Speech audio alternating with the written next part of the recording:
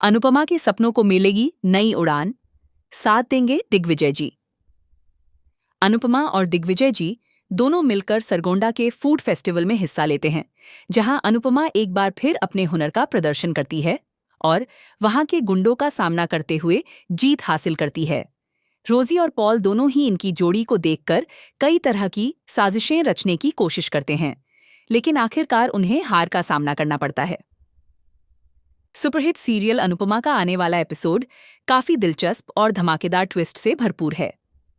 आइए जानते हैं कि आगे क्या होने वाला है और कैसे अनुपमा दिग्विजय जी को इस फूड फेस्टिवल में शामिल होने के लिए मना लेती है। कहानी की शुरुआत कोठारी हाउस से होती है, जहां माही आती है क्योंकि उसे अनिल के साथ एक मीटिंग में जाना होता है। माही को वहां देखकर मोटिबा काफी नाराज हो जाती हैं, लेकिन माही पहले ही साफ कर देती है कि वह घर वापस नहीं लौटी है, बल्कि सिर्फ मीटिंग के लिए आई है और अनिल ने ही उसे बुलाया है।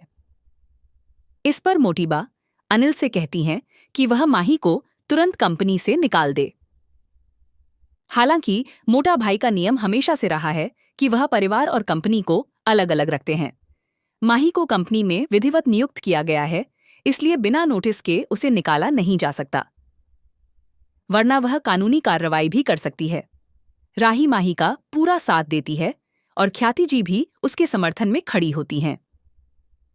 घर के अंदर ही अब दो गुट बन जाते हैं।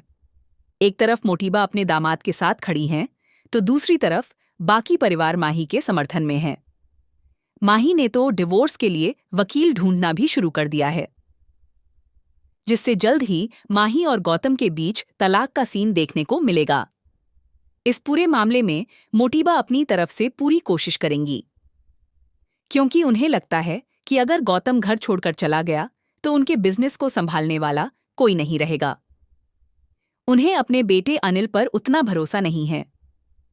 दूसरी ओर अनिल खुद को साबित करने के लिए माही के साथ मीटिंग में जा रहा है, जहां माही अपनी प्रेजेंटेशन देगी और अनिल क्लाइंट लेकर आएगा।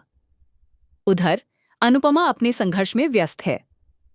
अब तक वह पॉल से कभी नहीं भिड़ी थी, लेकिन इस बार पॉल को एहसास होगा कि उसने किससे पंगा लिया है। अनुपमा उसे सख्ती से जवाब देती है और कहती है कि अब तक वह अन्नपूर्णा बनी हुई थी, लेकिन अब जरूरत पड़ी तो वह देवी का रूप भी धारण कर सकती है। अब सवाल यह है कि क्या पॉल इस अपमान का बदला लेगा? क्या रोजी अनुपमा को यूं ही छोड़ देगी या फिर दोनों मिलकर नई साजिश रचेंगे? इन सबके बीच अनुपमा अपने पुराने अवतार में लौटती है और रोजी पॉल को सबक सिखाने के लिए आगे बढ़ती है। यही देखकर दिग्विजय जी भी उससे प्रभावित होते हैं और उसका साथ देने का फैसला करते हैं। अनुपमा और दिग्विजय जी साथ मिलकर सावी के नाम पर इस फूड फेस्टिवल में हिस्सा लेते हैं और जीत भी हासिल करते हैं। इसके बाद दिग्विजय जी के सामने अनुपमा की सच्चाई आती है कि जोशी बहन की रसोई, जिससे उनकी बेटी सावी प्रेरित होकर अपना रेस्टोरेंट चलाती थी, वही अनुपमा है जो इतने समय से उनके घर में मौजूद थी। यह जानकर दिग्विजय जी को एहसास होता है कि उन्होंने अनजाने में कितना बड़ा सम्मान नहीं दिया।